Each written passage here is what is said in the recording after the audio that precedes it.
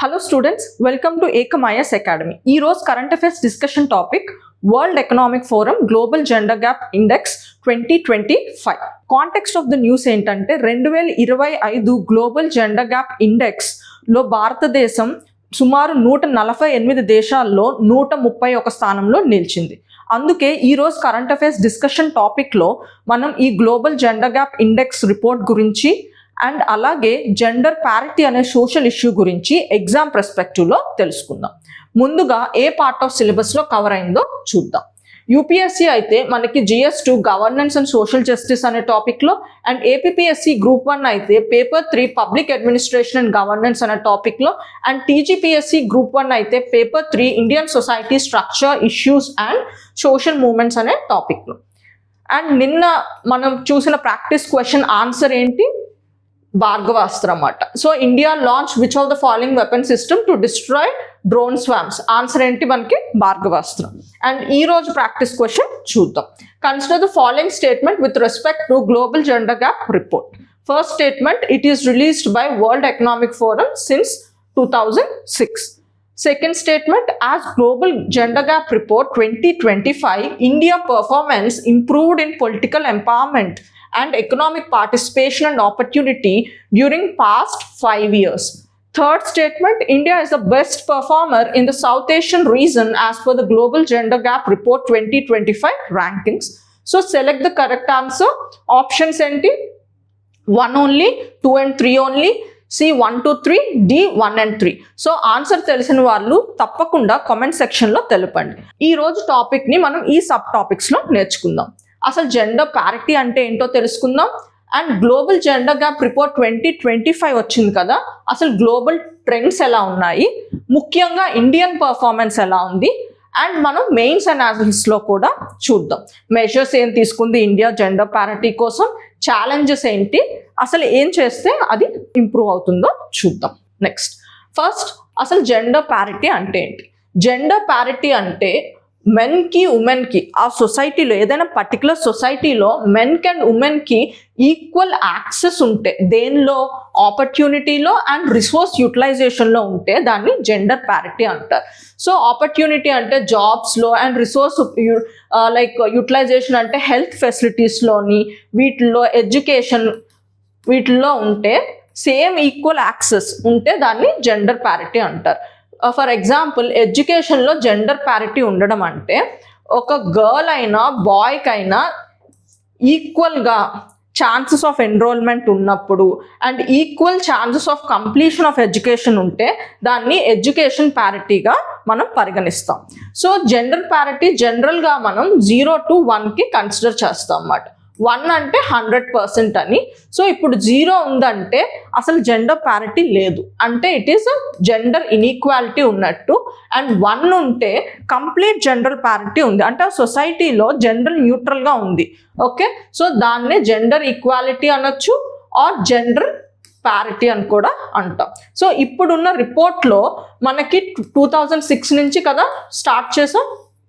So ఈ 2006 నుంచి compare చేస్తే మనకి ఎంత జెండర్ ప్యారిటీ వచ్చిందంట? 68.8% జెండర్ ప్యారిటీ వచ్చింది. అండ్ ఫుల్ జెండర్ ప్యారిటీ రావడానికి మనకి ఇంకో 123 years పడుతుందండి. So global gender gap index గురించి బేసిక్ డీటెయిల్స్ తెలుసుకుందాం. ఈ డీటెయిల్స్ మనకి మెయిన్స్లోనో ప్రిలిమ్స్లోనో, ముఖ్యంగా ప్రిలిమ్స్లో హెల్ప్ అవుతుంది. గ్లోబల్ జెండర్ గ్యాప్ ఇండెక్స్ 2025 ఇది 19th ఎడిషన్ అంట. ఎప్పటి నుంచి స్టార్ట్ అయింది? Global gender gap report are index 2006 నుంచి స్టార్ట్ అయింది. అండ్ ఇది ఎవరు రిలీజ్ చేస్తున్నారు? వరల్డ్ ఎకనామిక్ ఫోరం రిలీజ్ చేస్తుంది. అండ్ ఎంత టైం ఫ్రేమ్లో రిలీజ్ చేస్తుంది? ఇట్ ఈస్ యాన్యువల్లీ, ప్రతి ఇయర్ రిలీజ్ చేస్తుంది. అండ్ దీని పర్పస్ ఏంటి? It is mainly focus on the position of women relative to men. And దీని స్కోర్ జనరల్గా 0 to 1కి మనకి ఇస్తూ ఉంటారు అన్నమాట. ఓకేనా? అండ్ ఈ స్కోర్ని బేసిక్లీ 4 పారామీటర్స్ మీద ఆధారపడి ఇస్తారు. ఆ 4 పారామీటర్స్ ఏంటి? మనకి ప్రిలిమ్స్లో ఇలా మనకు అడగచ్చు అన్నమాట, ఏ పారామీటర్స్ని బేస్ చేసుకుంటూ మనకి గ్లోబల్ జెండర్ గ్యాప్ రిపోర్ట్ ఇస్తారు అని చెప్పి. సో ఆ 4 పారామీటర్స్ ఏంటి? Economic participation and opportunity, educational attainment, health and survival, and political empowerment. Global trends ఏంటి ఇందులో? సో గ్లోబల్ ట్రెండ్స్ ఏంటంటే మనకి ప్రతి 4 ఆస్పెక్ట్స్ మనం చూసాం కదా, అసలు ఈ ఆస్పెక్ట్స్లో ఎంత జెండర్ ప్యారిటీ వచ్చిందో చూస్తున్నాం అన్నమాట. సో ఇది 2006 నుంచి 2025కి మనం కవర్ చేస్తున్నాం.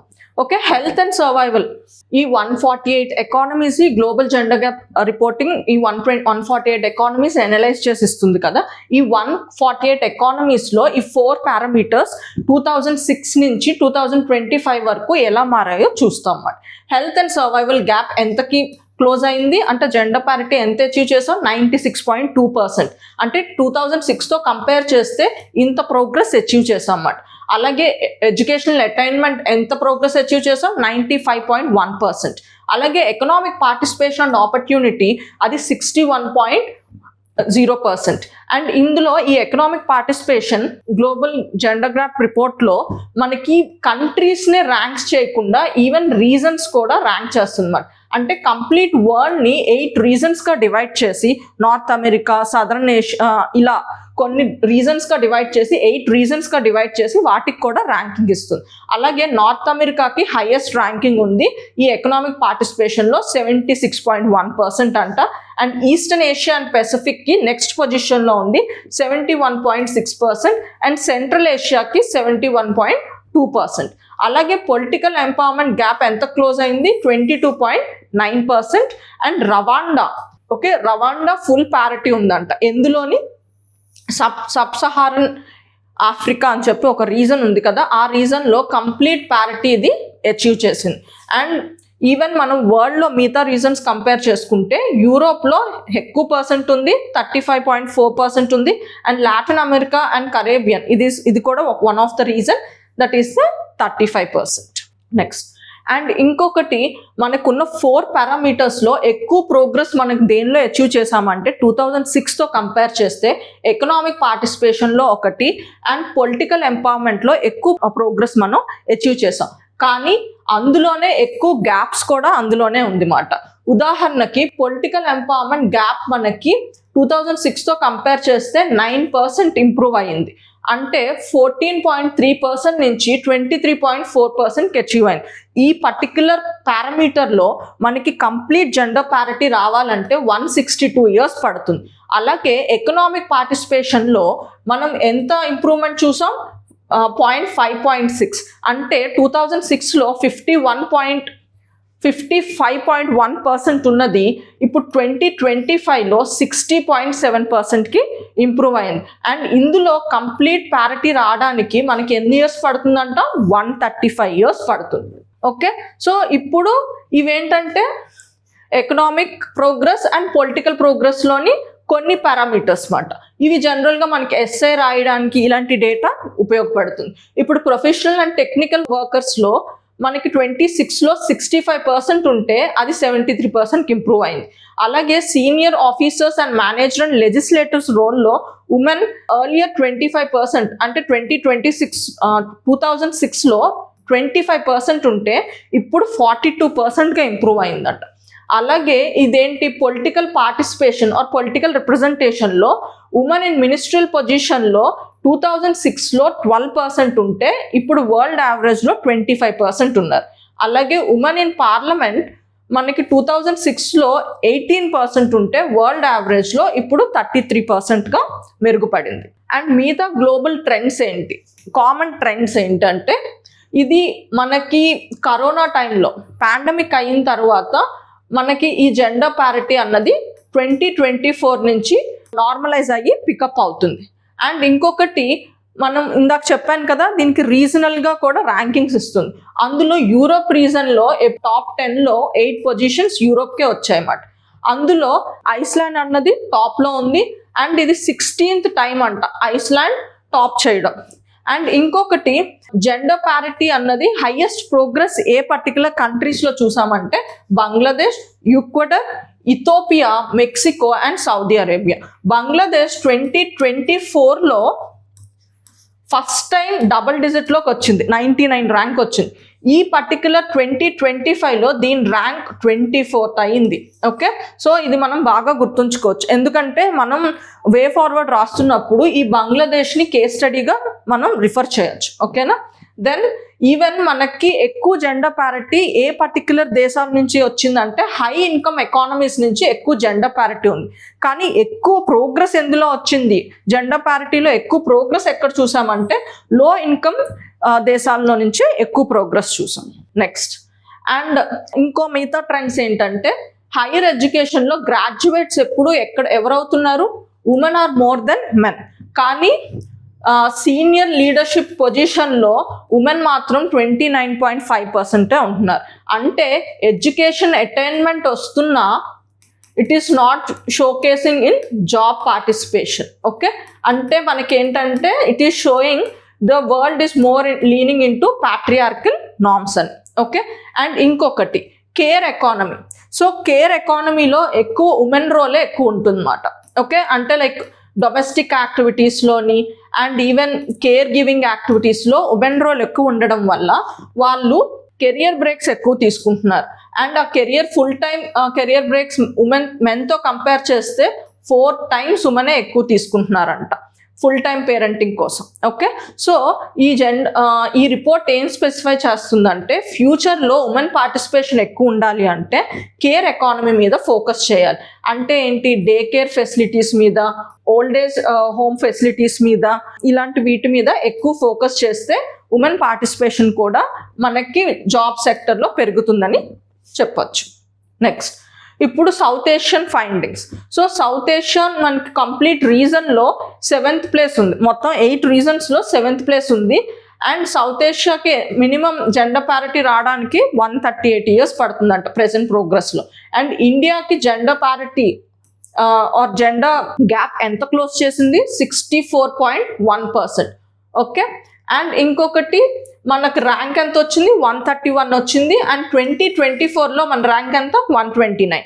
అండ్ బంగ్లాదేశ్ ఈ పర్టికులర్ రీజన్లో రిమార్కబుల్ ప్రోగ్రెస్ చేసింది. ఎంత పొజిషన్, దాన్ని ఇప్పుడు గ్లోబల్లో 24th పొజిషన్ అన్నమాట. ఓకే, అండ్ 2024లో అది 99 పొజిషన్ నుంచి 24కి వచ్చింది. ఓకే, అంటే 75 పొజిషన్స్ ఇంప్రూవ్మెంట్ చూపించింది అన్నమాట. అండ్ ఇండియా కన్నా బెటర్గా ఉన్న దేశాలు ఏంటంటే సౌత్ ఏషియన్ రీజన్లో నేపాల్, భూటాన్, శ్రీలంక. అండ్ ఇండియా కన్నా తక్కువ ఉన్నది Pakistan and Maldives. Next Indian performance with respect to ఈ 4 సబ్ పారామీటర్స్లో అన్నమాట. ఎకనామిక్ పార్టిసిపేషన్ అండ్ ఆపర్చునిటీలో ఇండియా మార్జినల్గా ఇంప్రూవ్ అయింది, 0.9%. అది కూడా 40.7% రీచ్ అయ్యాం. అండ్ లేబర్ ఫోర్స్ పార్టిసిపేషన్ మనకి 45.9% ఉంది. అండ్ ఇండియాకి ఇప్పటి వరకు అచీవ్ చేసిన దాంట్లో ఇది హైయెస్ట్ మాట. అలాగే ఎడ్యుకేషన్ అటైన్మెంట్ మనకి ఎక్కువ ఉంది, 97.1%. ఎందుకంటే ఫిమేల్ లిటరసీ బాగా పెరిగింది ఈవెన్ ఇన్ టెరిషరీ ఎడ్యుకేషన్ అన్నమాట, అంటే హైయర్ ఎడ్యుకేషన్లో. Okay, health and survival.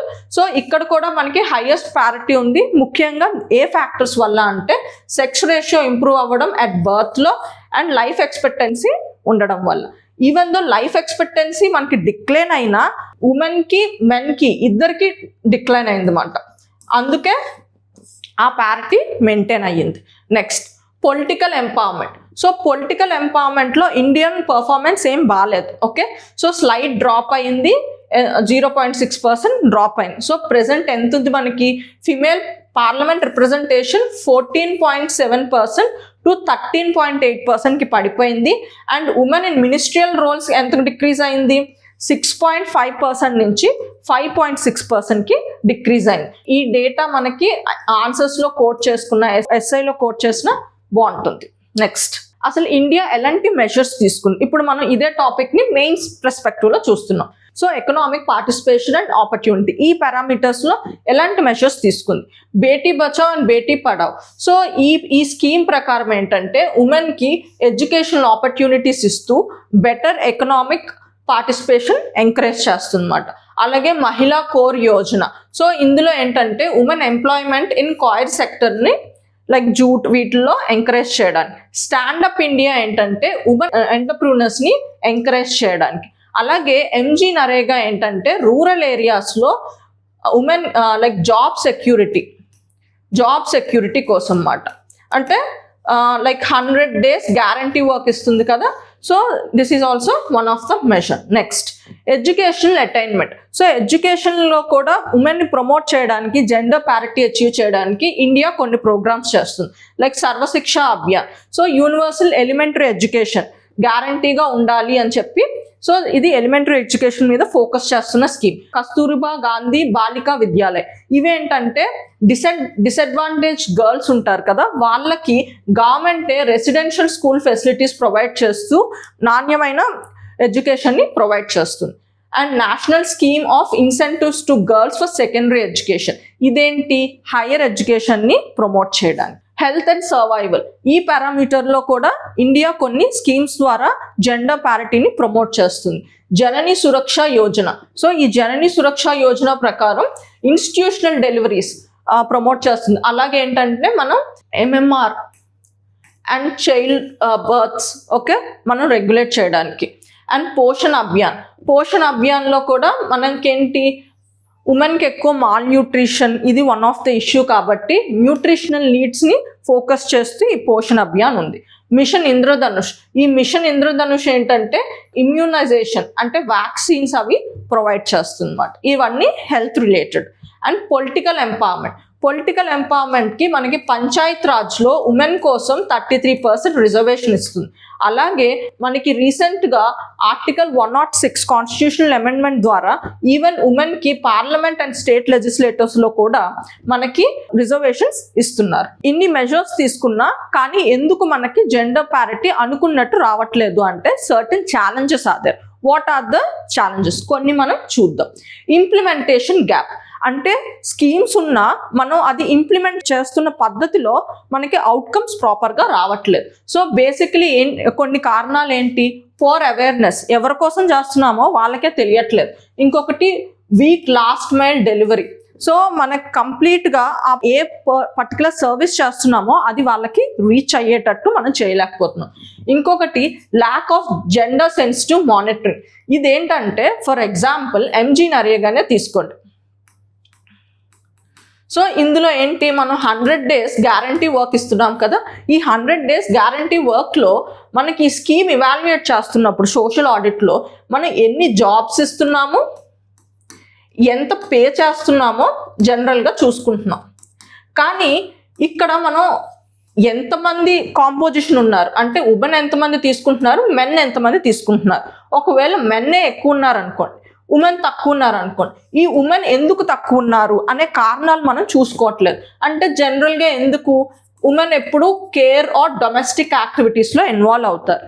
And nature of the work వల్ల సేఫ్టీ ఇష్యూస్ కూడా వస్తాయి. సో ఇలాంటి రీజన్స్ వల్ల ఉమెన్ పార్టిసిపేషన్ తక్కువ ఉంటుంది. అండ్ లైక్ రూరల్ ఏరియాస్లో కాబట్టి సోషల్ నార్మ్స్ ఇష్యూ కూడా ఉంటుంది అన్నమాట. సో దీన్నే మనం జెండర్ సెన్సిటివ్ మానిటరింగ్ అంటారు.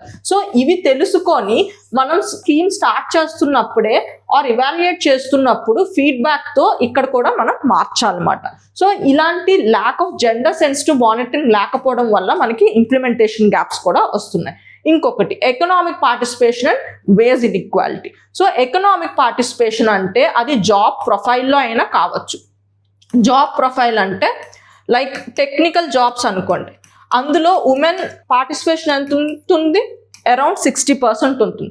అదే కేర్ రిలేటెడ్ జాబ్స్ అనుకోండి మాక్సిమం ఉంటుంది అన్నమాట. అంటే టీచింగ్, నర్సెస్గా ఉండడం ఇలాంటి జాబ్స్లో ఉమెన్ రోల్ ఎక్కువ ఉంటుంది. అండ్ ఈవెన్ మనకి డొమెస్టిక్ వర్క్లో ఉమెన్నే ఎక్కువ టైం స్పెండ్ చేస్తున్నారు. అది కొన్ని రిపోర్ట్స్ ప్రకారం ఉమెన్ రోజుకి 239 minutes per day స్పెండ్ చేస్తున్నారంట. అందులో 1/3 పార్టే మెన్ స్పెండ్ చేస్తున్నారు. అలాగే ఈవెన్ ఇన్కమ్ సెక్యూరిటీలో కూడా ఉమెన్ చాలా తక్కువ పొజిషన్లో ఉంటున్నారు. So they were able to get only 73% of the payment when we compared with the men. మెన్తో కంపేర్ చేస్తే ఉమెన్కి ఓన్లీ 73% వస్తుంది. అంతెందుకు మనకి ఈవెన్ సినిమా రంగమే తీసుకోండి, అందులోని ఈవెన్ హీరోకి హీరోయిన్కి సేమ్ ప్రామినెన్స్ ఉన్నా కానీ వాళ్ళ రెమ్యూమరేషన్లో చాలా తేడా ఉంటుంది. హీరోకి చాలా ఎక్కువ ఉంటుంది అండ్ ఫిమేల్ లీడ్కి జనరల్గా తక్కువ ఉంటుంది. సో వేజ్ ఇన్ఈక్వాలిటీ అన్నది ప్రతి సెక్టర్లోని ఉంది. అండ్ సోషల్ నార్మ్స్ వల్ల కూడా మనకి ఎంత సపోర్ట్ ఉన్న సోషల్ నార్మ్స్ వల్ల కూడా వెళ్ళట్లేదు. ఇప్పుడు ఫర్ ఎగ్జాంపుల్ ఉమెన్ ఇప్పుడు స్కూల్కి వెళ్తున్న చిల్డ్రనే ఉన్నారు అనుకోండి, వాళ్ళకి ఏం ఇష్యూ అవుతుంది, ఎన్రోల్మెంట్ ఇష్యూ అవుతుంది. అంటే చదివించడానికి అబ్బాయిలనే ఎక్కువ ఇష్టపడుతున్నారు. ఇంకొకటి, ఒకవేళ వెళ్ళిన స్కూల్ ఫెసిలిటీస్ ప్రాపర్గా లేకపోవడం వల్ల చాలా డ్రాప్ అవుట్స్ అవుతున్నాయి. అంటే ఉమెన్ 8th క్లాస్ నుంచి డ్రాప్ అవుట్స్ ఎక్కువ ఉంటున్నాయి. ఎందుకంటే ఉమెన్ ప్యూబర్టీ అయిన తర్వాత సో మనకి స్కూల్లో మెన్స్ట్రువల్ హైజీన్ గురించి ఫెసిలిటీస్ తక్కువ ఉండడం వల్ల girl students ten to drop out. And అలాగే ఇప్పుడు ఉమెన్ వర్క్ పార్టిసిపేషన్లో ఉన్నారనుకున్నా ఆల్రెడీ, సో వాళ్ళకున్న ఇబ్బందులు ఏంటి, సేఫ్టీ ఇష్యూస్ ఒకటి, and sexual harassment at work place, ఇలాంటి ఇష్యూస్తో వాళ్ళు ఇబ్బంది పడుతున్నారు. Okay, and gender parity in political representation. Even though మనకి పొలిటికల్గా ఉమెన్ని రిప్రజెంట్ చేయడానికి వేరియస్ రిజర్వేషన్స్ ఉన్నా వాళ్ళు కూడా అందులో జెండర్ డిస్పారిటీ ఉంటుంది. ఫర్ ఎగ్జాంపుల్ మనం ఇప్పుడు కాన్సెప్ట్ ఆఫ్ సర్పంచ్ పతి, ఈ సర్పంచ్ పతి ఏంటి, ఉమెన్కి రిజర్వేషన్ వల్ల ఉమెన్ సర్పంచ్ అయినా కానీ డెసిషన్ మేకింగ్ ఎవరు తీసుకుంటున్నారు, ఆ ఉమెన్ హస్బెండ్. దాన్నే సర్పంచ్ పతి అనే కాన్సెప్ట్. అంటే యాక్చువల్గా ఉమెన్ పొలిటికల్గా రిప్రజెంట్ అయినా తను డెసిషన్ మేకింగ్లో మాత్రం తను ఎంపవర్ అవ్వట్లేదు అని. నెక్స్ట్, సో ఎలాంటి మెషర్స్ తీసుకుంటే జెండర్ ప్యారిటీ మనం అచీవ్ చేయగలం. మెజర్స్ ఏంటి, strength enforcement of gender related laws, ఉన్న లాస్ని ఇంకా స్ట్రాంగ్గా ఎన్ఫోర్స్ చేయాలి. Like POCSO act, one stop సెంటర్స్ని ఇంకొంచెం బలంగా చేయాలి, అండ్ ఫాస్ట్ ట్రాక్ కోర్ట్స్ ఇలాంటివన్నీ పెట్టాలి. Enhancing work force reforms, so మనం social norms, safety and care economy, okay, care యాక్టివిటీస్లో, డొమెస్టిక్ యాక్టివిటీస్లో ఉమెన్ రోల్ ఎక్కువ ఉంటుంది కాబట్టి సో వాళ్ళ జాబ్ పార్టిసిపేషన్ పెంచాలి అంటే మనం వర్క్ ప్లేస్లో కొన్ని ఫెసిలిటీస్ ఇవ్వాలి. Like maternity benefits, hiring incentives, and even మనకి ఇన్ఫార్మల్ సెక్టర్లో వర్క్ చేస్తున్న వాళ్ళు హెల్పర్స్ ఇలా ఉంటారు కదా, వాళ్ళకి సోషల్ సెక్యూరిటీ కవరేజ్ ఇవ్వడం, ఇలాంటివి చేయాలి. Education, skilling and digital access, so ఉమెన్కి ఎడ్యుకేషన్లో కూడా వాళ్ళని ఇంకొంచెం పుష్ ఇవ్వాలన్నమాట. సో ఏంటి, gender responsive infrastructure, safe transport, street lighting, public safety and menstrual hygiene facilities at schools, ఇలాంటివన్నీ ప్రొవైడ్ చేయాలి. Inclusive governance and data driven policy, so మనం పాలసీస్ని evaluate చేస్తున్నప్పుడు మనం వాటిని ఫీడ్బ్యాక్ తీసుకుంటూ మన పాలసీస్లో అవి కూడా ఇన్కార్పొరేట్ చేసుకోవాలి. అంటే జెండర్ బడ్జెటింగ్ లాంటి పనులు చేయాలన్నమాట. ఓకే, ఇప్పుడు ఈ పర్టికులర్ క్వశ్చన్ని ఆన్సర్ చేయడానికి ట్రై చేయండి, అండ్ తప్పకుండా ఆన్సర్ని కామెంట్ సెక్షన్లో తెలపండి. అండ్ అలాగే ఈ మెయిన్స్ క్వశ్చన్ని కూడా ట్రై చేయండి. ఈరోజు చెప్పిన క్లాస్ మీదే ఈ mains question. Critically evaluate the status of gender equality in India, highlight the key barriers to achieve gender parity and suggest effective measures for the improvement. Okay, thank you.